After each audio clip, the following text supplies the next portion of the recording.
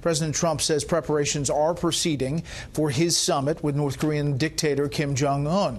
Correspondent Rich Edson is live tonight at the State Department with the latest on all of this. Good evening, Rich. Hi, good evening, Brett. And as we await for more information about these North Korean discussions perhaps to come out of this news conference, Mike Pompeo is waiting for his confirmation as the Secretary of State designate out of the U.S. Senate. That's something Republicans are pushing Democrats to do, and do soon. Director Pompeo, how was North Korea, sir? CIA Director Mike Pompeo returned this month from the most important diplomatic mission of the Trump presidency. And now President Trump is publicly leaning on one Senate Republican in public opposition to Pompeo's nomination as Secretary of State. Rand Paul is a very special guy, as far as I'm concerned. He's never let me down. And I don't think he'll let us down again. Senator Paul says he spoke with the president and, out of respect for him, agreed to meet with Pompeo. It would be a big deal for me to change my position on him. In a conference call with reporters this afternoon, Arkansas Republican Senator Tom Cotton predicted the Senate would confirm Pompeo next week.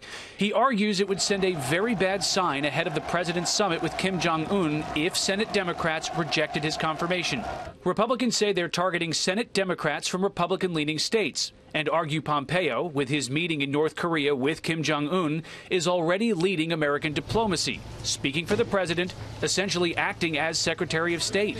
Democrats say they worry Pompeo won't check the president's worst instincts. It makes me more concerned, not less, that Director Pompeo be someone who is able to adequately represent the president and stand up to him at times when he makes abrupt and unwarranted changes in direction. At his confirmation hearing last week, Pompeo had already met with the North Korean dictator a week and a half earlier. No one is under any illusions that we will reach a comprehensive agreement through the president's meeting, but to set out the conditions that would be acceptable to each side for the two leaders who will ultimately make the decision about whether such an agreement can be achieved. And during the confirmation hearing, Pompeo also refused to rule out a military strike against North Korea, though stressed there is a lot of diplomacy left to explore with Kim Jong Un.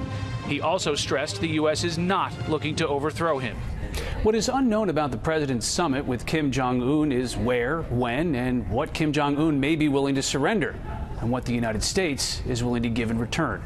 Brett? Rich Edson live at the State Department. Rich, thanks.